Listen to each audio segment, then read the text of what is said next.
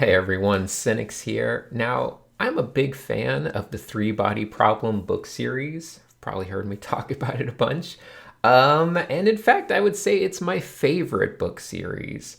So, with the recent release of the Netflix adaptation, I just thought it might be a fun time to go and talk about the story as a whole. But don't worry, I'm going to be dividing this video up into two main sections, one for people that have watched the show and never read the book, and one for people that have read all of the books. This is not for people that haven't watched the show yet, so turn back now if you're looking for a spoiler-free review of the show or anything like that. I don't wish to spoil anything for anyone. Having said that, I will also say, just right now, that I highly recommend reading the books.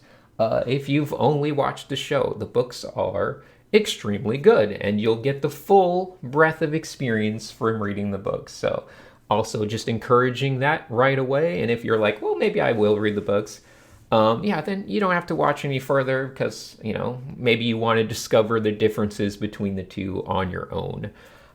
But regardless, I don't think anything's too spoiler heavy in terms of the differences. It's just kind of a different take on things. And I'll get to that later on. But anyway, that is your warning. So let's get into it. Let's talk about season 1 of the Netflix adaptation. Off the bat, it's good. It's competent. It's got a lot of solid qualities. I would probably rate it a 7 or 8 out of 10. Most of the changes from the book actually make a lot of sense from a TV show perspective. Although, weirdly enough, the show, through its genuine competence, has demonstrated why a show will always be a slightly lesser experience than a book. It has to do with dimension. The biggest change in the TV adaptation is, of course, the characters. Every main character in the Netflix series is related to each other and close-knit from the start. Logically, this makes sense in television because you need to have a consistent cast to focus on that can be pulled from one season to the next. But in reality, this of course shatters most of the grand scale realism that's present in the books and makes the world seem incredibly tiny. Just one little pod of friends in England, all managing to fill every crucial role in a global crisis. It's a bit childish, but once again, it's dealing with the limitation of television, so I understand. In the book, none of these characters are familiar with each other. Many of them never even meet or interact, and their status as characters in the book is more so determined by the roles they fill in the story rather than any backstory. Aside from the equivalent Jin and Will characters, where they actually do have some small interactions in the past, and he did develop a long-lasting crush on her, but they're not in touch with each other in any way, and you definitely wouldn't consider them friends. Regardless, it's a minor concession, but it highlights that big problem that I referenced before, dimension. In the book, you develop a feel for the world as a whole, a planet dealing with its first real crisis. You have space and freedom to think about how various plot points might affect society, to experience the disconnected lives of various participants, and most importantly, you're allowing your imagination to experience a fully dimensional world. Watching a TV show is, already a loss of some dimension. You're only seeing a single point of view of every moment from the showrunner's perspective, made as dense as possible with information. So usually that feels okay for most stories, but combining that television experience with the compression of all the characters into a little friend group, and then comparing that to how you experience the book, it just feels very claustrophobic. But aside from that generalized critique of, losing some dimension of the world and losing some breathing room and just kind of grounded nature of things, I will get into some specific critiques of the show. Aside from a couple corny dialogue moments, the most embarrassing part of the adaptation was definitely the universe blinking scene. Not only did it look a bit wonky, But it completely breaks the whole rationality of the plot by doing something so over the top that would, in reality, probably grind society to a halt and completely undercut the later "you are bugs" revelation of this trisolaran presence in our world. Oh yeah, I should say I'll probably still be saying trisolaran a lot. If you just watch the show, they call them the Santi, but in the book it's trisolaran. And I'm just used to calling them trisolarans. So anyway, in the book, the blinking universe only occurs in the cosmic background radiation. Nothing visible by the naked eye. You need special tools in order to measure that and check it. So it's still enough in the book to freak out a lot of the scientific community, and they're trying to justify it in various ways, malfunctions and whatnot. But overall, it's a big shift from just everyone on the planet seeing this crazy thing happen to just something that's measured more so by scientific instruments and stuff. So that was probably the biggest like dumbing down moment of the show, because honestly, it just feels weird and it just kind of undercuts a lot of the later moments of the show. But I kind of get why they did it. They didn't want to get into the cosmic background radiation, have to explain that, and have to go to a different place to like measure it and all that stuff. So I get it. I just think it kind of hurt. It didn't really benefit the show too much. And this is all personal taste, but speaking of not really benefiting the experience of the story, I do feel like a lot of the choices made in the show were trying to play up the more wild moments from the book. But they wound up doing them in a way that made them feel almost less impactful in some ways. And once again, I think people will disagree with me on this, but for instance, one of the big moments of book one is, of course, the splitting of the ship with nanowires in the Panama Canal. Now, in the show, it's played up as a giant spectacle of people running and screaming, accompanied by, crazy, violent visuals and stuff like that. It's very dramatic, very chaotic, and it's good. It's well made for what they were going for. Like, if this is the take they want to have, I think they did it quite well. Having said that, in the book, the brutality and discomfort of that whole scene comes from the clinical way in which it's planned and executed. It's like people in office rooms deciding, how far apart to put the wires just to make sure they kill everyone on board, even if they're sleeping in their bunks. Honestly, that cold detachment is what makes it a lot more kind of disturbing mentally when reading this stuff, versus this kind of grandiose, like everyone running for their lives and screaming. In the book, it's all just very like matter of fact. It just happens with very little, reactions. Everyone on board is silently killed and the boat collapses onto the coast like a deck of playing cards. And having said that, I think both directions are okay. I just think the show version could have been even more unsettling if it had the right balance between the two, instead of just being kind of over the top dramatic set piece. Once again, I always think dialogue goes a lot further to get emotional responses than just visuals, which is weird because I'm an artist, but that's just how I feel about things. A good dialogue scene can really carry a lot of emotions far more. Even just the right amount of dialogue can give you so much more emotion than anything that's just visual. But nonetheless, certainly not all complaints with anything. I think the game scenes in the show were handled quite well and managed to get through a lot of concepts from the book in a very good condensed way. Even showing the creation of the Sophon was quite good.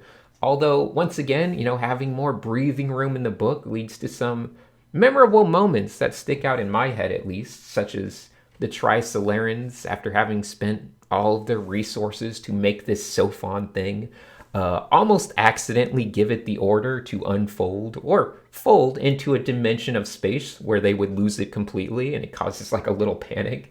And everything just feels very intense, There's an intensity of just letting things kind of have more space and breathe. That's hard to capture in a visual format, without taking a lot more time and being like very specific and careful. But yeah, I actually do think it was a fun change to have the Sophon just unfold around the Earth and form a little eye in the sky to visually show that they are in control and observing everything. That was good. That was a very condensed way of kind of getting across the feeling of being, just watched basically at all moments from every sense of the word. I think the staircase program was also handled pretty well, pretty, felt pretty scientifically accurate. Once again, it strips down a lot of the more sciencey parts, but I think it did a good enough job to get it all across. The awkwardness of the wall facer concept was conveyed pretty well also, which is a tricky thing. This like awkward smile that they talk about so much in the book. It was fun to see Benedict Wong, give his like interpretation of that awkward smile, and I thought it was good. So yeah, once again, it's a 7 or 8 out of 10. It's a good thing. It's a solid experience. And for the record, as a fan of the books, I also watched the Chinese TV adaptation from last year when that came out, and it does stick a lot closer to the book in parts, but it also adds a lot of awfully dumb filler stuff, including just creating brand new characters for the sake of having more roles for like young Chinese pop stars. And honestly, it's just bad. I don't really understand what's going on in the Chinese production world, but they film everything like it's a Michael Bay movie. Just lots of ugly, sweeping, unnecessary camera shots, constantly speeding up and slowing down. The most unnatural lighting you will ever see in anything. I was losing my mind at the amount of times people were just hanging out in a room having a conversation with all of the lights off and just a little bit of light coming through the window to give it a very dramatic look, which is like, okay, I see what you're understanding about cinematography, but it's so unnatural and weird to just see people sitting around in dark rooms, like without the lights on, that it's just like, turn the lights on. Just turn the lights on. You're in a room, turn the lights on. But anyway, the Chinese show does adapt some scenes from the book in a more direct way and, better way.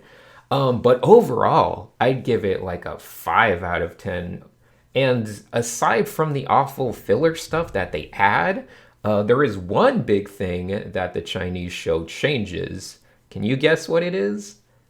The Cultural Revolution. Yes, they do a little weird rehabilitation on the Cultural Revolution.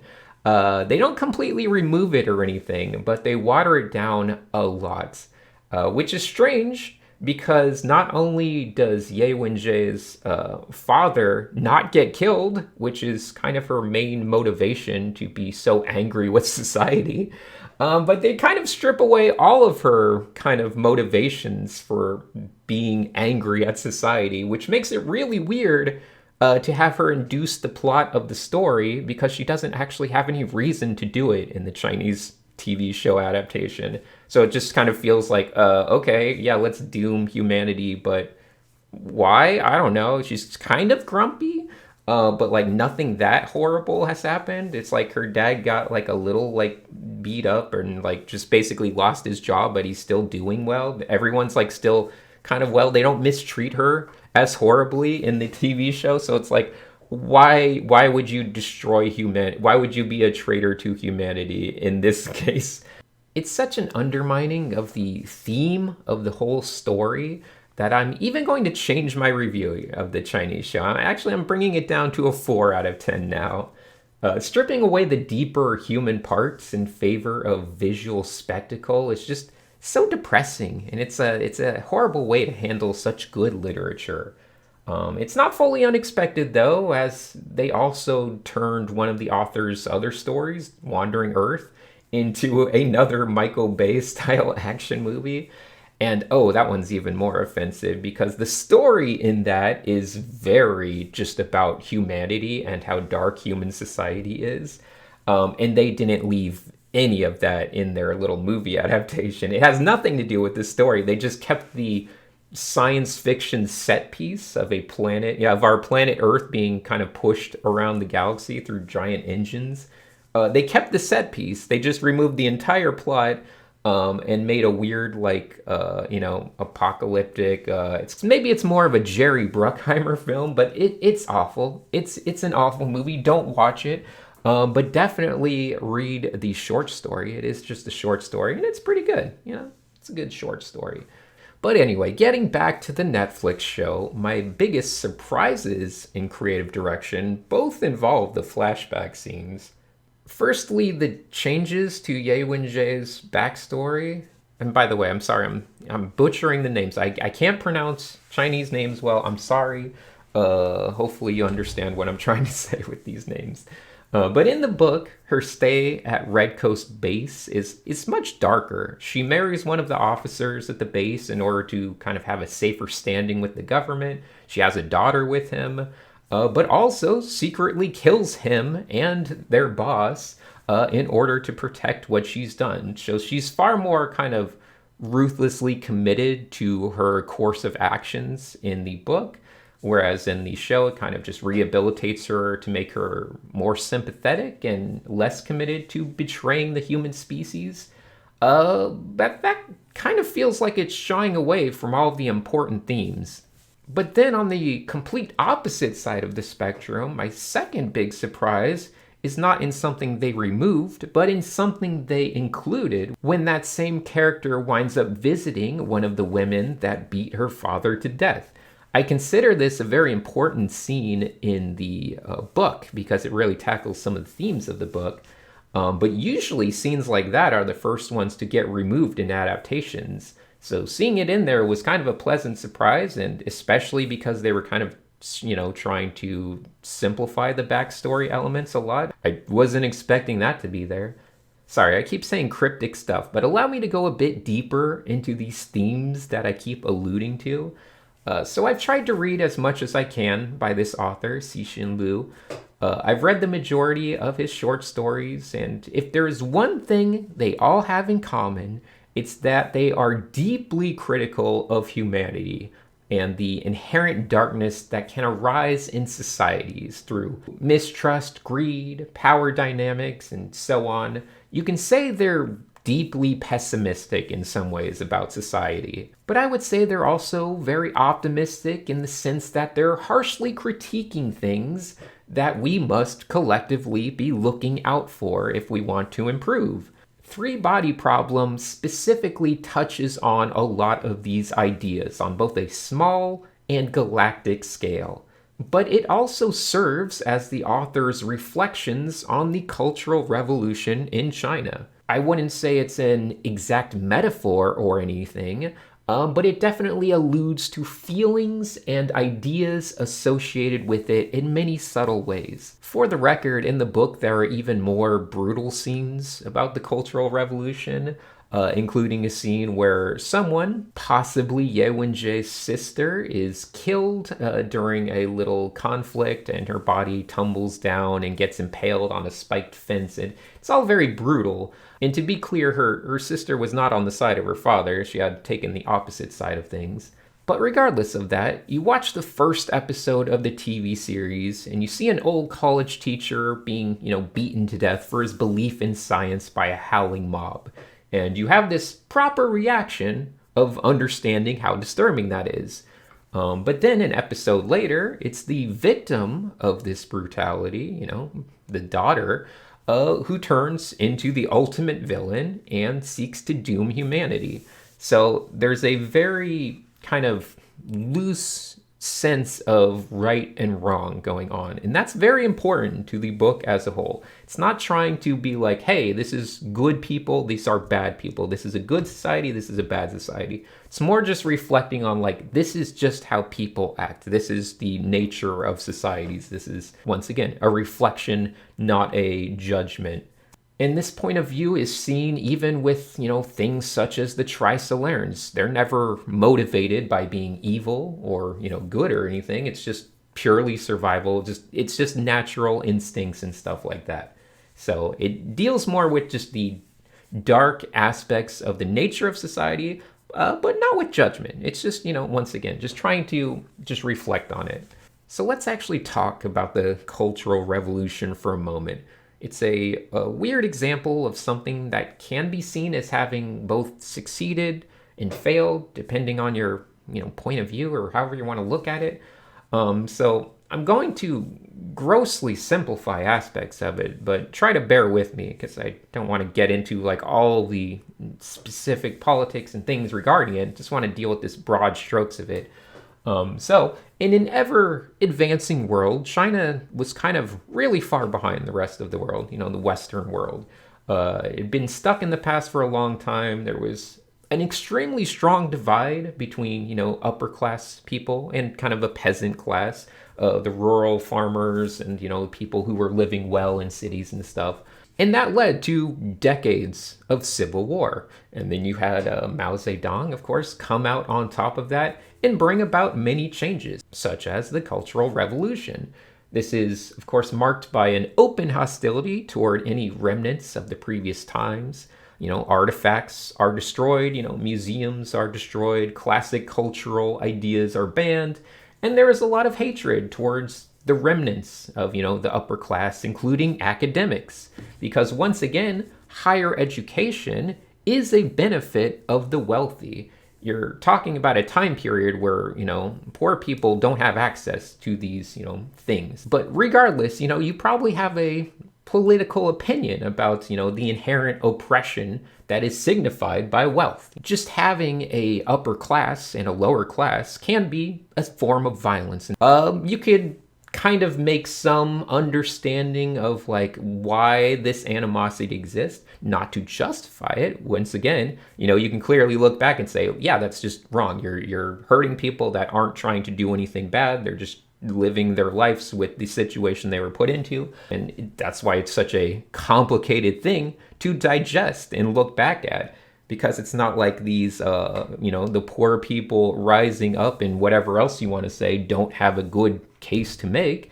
It's more so just like there's no good way to resolve a lot of things. And that's kind of, once again, in a very complex way, what this book is all about. It's not painting an idea of right and wrong, more just saying this is the nature of society. Preservation of oneself, preservation of one's, people. Now, having said that, you might also look at the plight of poor people and say that they are, trapped in a chaotic era, whereas the upper class people enjoy the luxury of an endless stable era. The fact that science and scientists are attacked as some of the primary targets when trying to break free from this more chaotic situation is a layered reference. And that's part of why the book starts out the way it does. Regardless, in China, this restructuring of society resulted in mass death, mass starvation, but also resulted in a much healthier and prosperous country with a large middle class.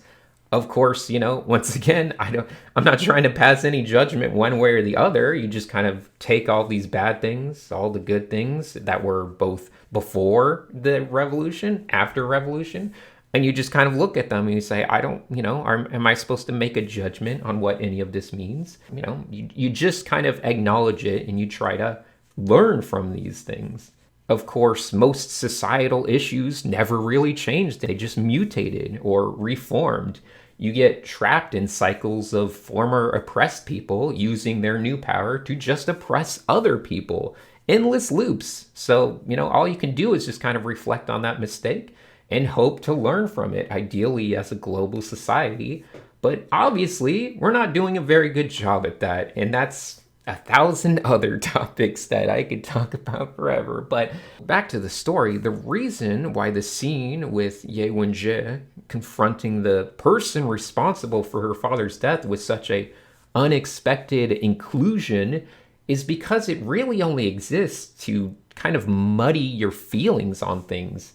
Despite everything that has happened and even her betrayal of the human species, Ye Wenjie still represents, Earth and its stable era privilege, where this other character, now missing an arm, represents the inescapable chaos of being societally disadvantaged. And there's just, a lot of subtlety going on with that scene and how they interact with each other. Anyway, this is just one aspect of the story that I find interesting, and I thought it would be fun to put into words. But hopefully the series gets renewed for more seasons because the science fiction aspects of where the story goes will definitely shatter any expectations you might be trying to form in your head.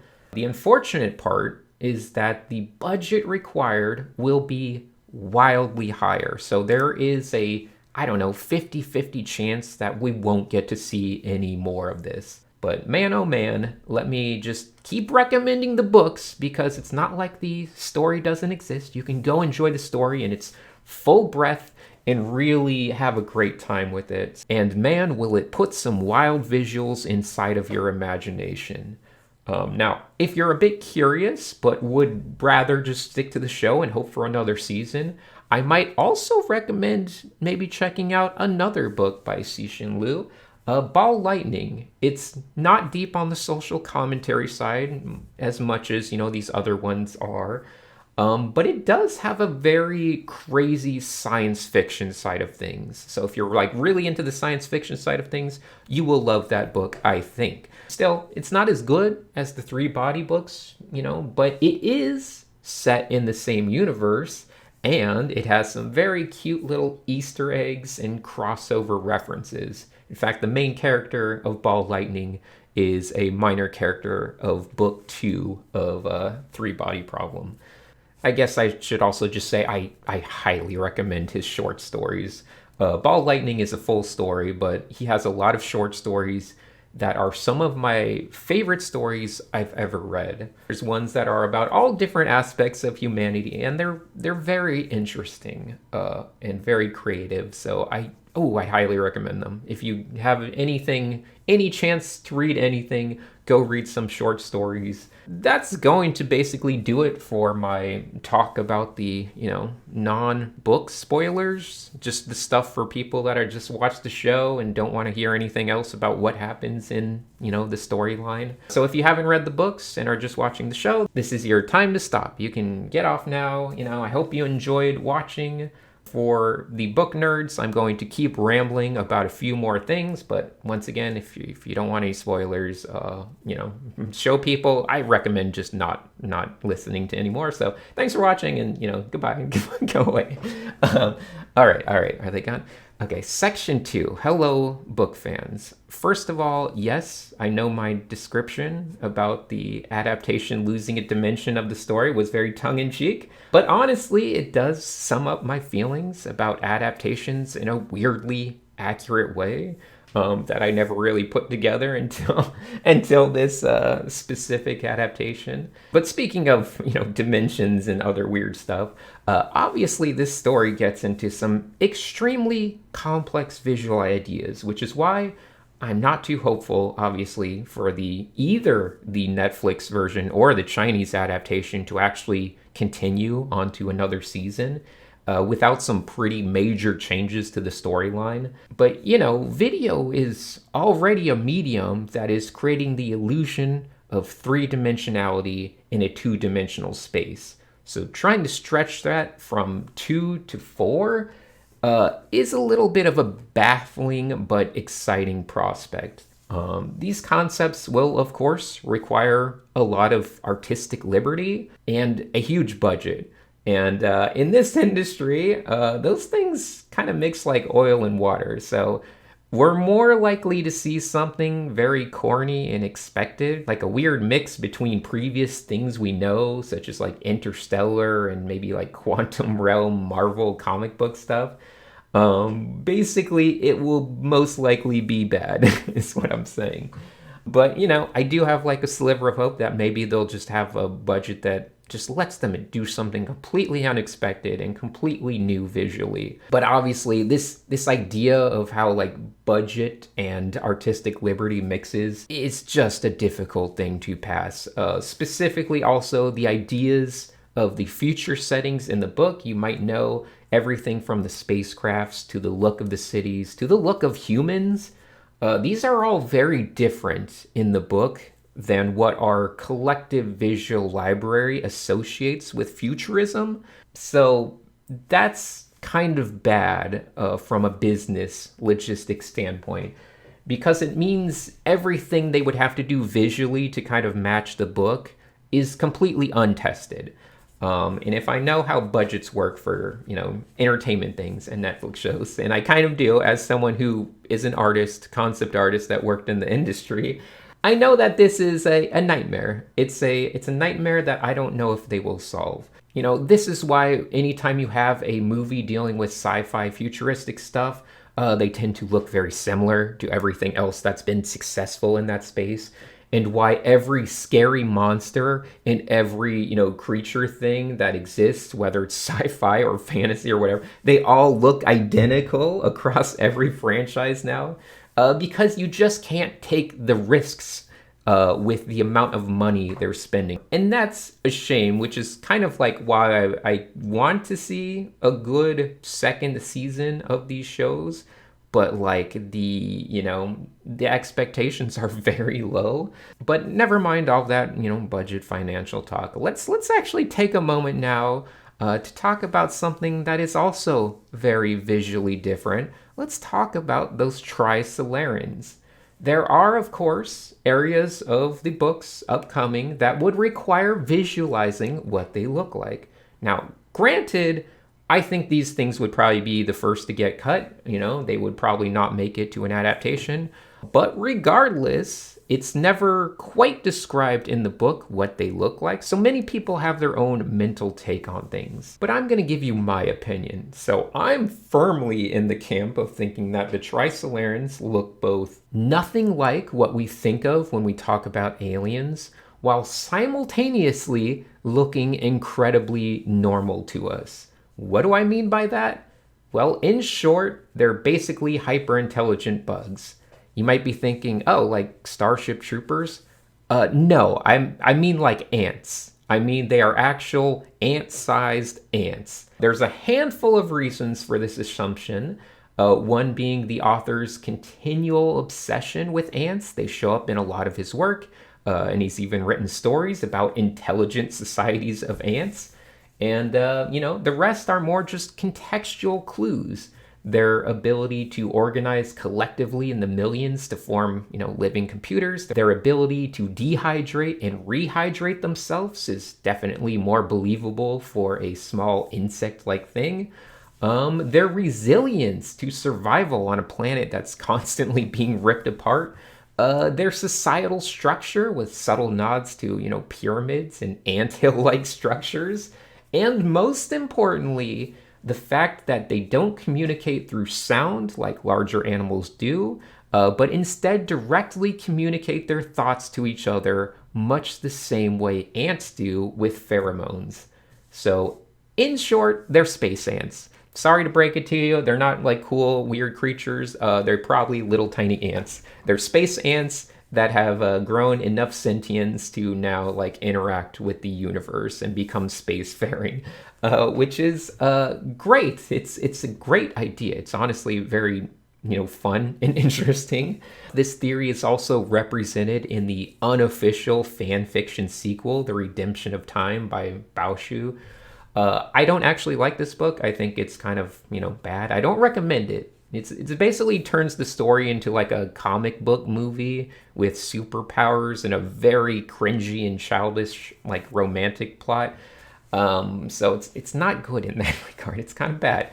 But the parts about Trisolaran society and culture are actually pretty amusing. And Cixin Liu himself said that he enjoyed aspects of it, but definitely I don't recommend really reading it in a serious way. If you want to read it because you're just curious about some fun little things, then it's fun, but don't treat it like canon. Don't treat it like seriousness. Just treat it like a weird fan fiction that it is. It is just a fan fiction thing. But nonetheless, yes, he portrays Trisolarans as also being similar in size to ants. And, this is like a slight passive confirmation of this theory. Now, do I think they would actually do this portrayal in a TV adaptation? Probably not. I honestly think people would find it too awkward, probably humorous, if they cut to Trisolaran homeworld and it was just like little ants talking to each other. It would feel like a joke, and, because we've already collectively committed to our narcissistic expectation that intelligent aliens will either be kind of like humanoid or something that we consider like monstrous and grotesque to our human standards. But for the record, put your narcissism aside, humans are actually incredibly gross looking on a global standard, and more than likely on a galactic standard as well. There is a chance that we're among the ugliest sentient things in the universe. But that's a whole other conversation on aesthetic theory. Anyway, I do want to get back to some of those themes of the book I was discussing in the first section. While I do think aspects of the Cultural Revolution and Chinese development are echoed in the later parts of the story with the, mass deaths and great famines and destruction of old culture, I still want to say I don't think it's meant to be an actual metaphor.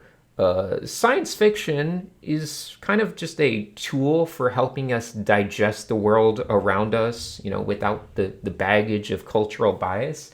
There's definitely an aspect of the author expressing complex feelings about, China's recent history, but who knows, to what level that actually affects matters, or if it's just kind of the byproduct of, the culture that the author grew up in. I think one of the big themes that the story grapples with is the concept of preservation through moral indifference. But at what point, in preservation, do people say, I don't care about what happens, to other people, to other societies, to nature, to the universe, as long as my people, persist and survive? And this is the core idea that we see in the author's, reflection on history, as well as the thing that drives the plot countless times over, all the way up until the very end of the book series, when the last members of humanity must decide whether to give up their existence for the sake of the universe or stubbornly persist and risk the end of all reality. Interestingly enough, while all of the author's short stories and this book series as well are filled with a deep negativity toward the nature of people, he still has it end on an act of selflessness and hope for a better future. And I like that. It's a spirit of optimism, and I do hope in that spirit of optimism that the adaptations do continue on, that we see more seasons of this Netflix show and whatnot. The books will be around no matter what. Nothing can take away from them. They will exist in their full dimensional experience, no matter how many weird adaptations are made, no matter if the adaptations are good or bad, you will always have this full experience. So it's just fun to see how people try to tackle the visuals of like 4-dimensional space or light tombs or forests crawling around on a planet, whatever the fairy tales would look like. I'm kind of secretly hoping they would do them as like little 2D animations.